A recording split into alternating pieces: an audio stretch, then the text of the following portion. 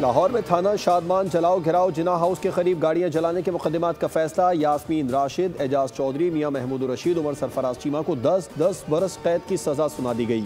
इंसदाद दहशतगर्दी की अदालत ने शाह महमूद को दोनों मुकदमात में बरी कर दिया।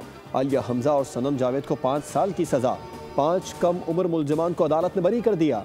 इंसदाद दहशतगर्दी की अदालत के जज मंजर अली गिल ने कोट लखपत जेल में फैसला सुनाया।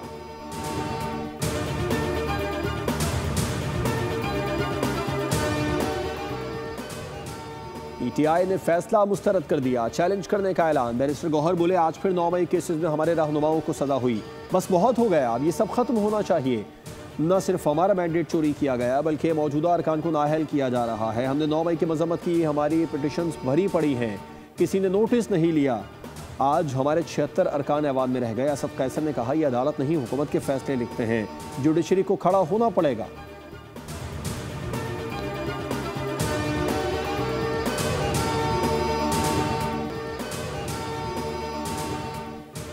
मुल्क के बेशतर मैदानी इलाकों में मौसम गर्म और शदीद हब्स।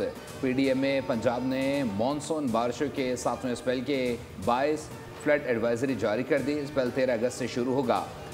खित्ता पोटोहार और बलाई खैबर पख्तूनख्वा में चंद मकामात पर बारिश की तवक्को है। कश्मीर और मुल्हिका पहाड़ी इलाकों में तेज़ हवाओं और गरज चमक के साथ बारिश का इम्कान है। कराची में सुरमई बादलों के डेरे, मुख्तलिफ इलाकों में बूंदाबांदी।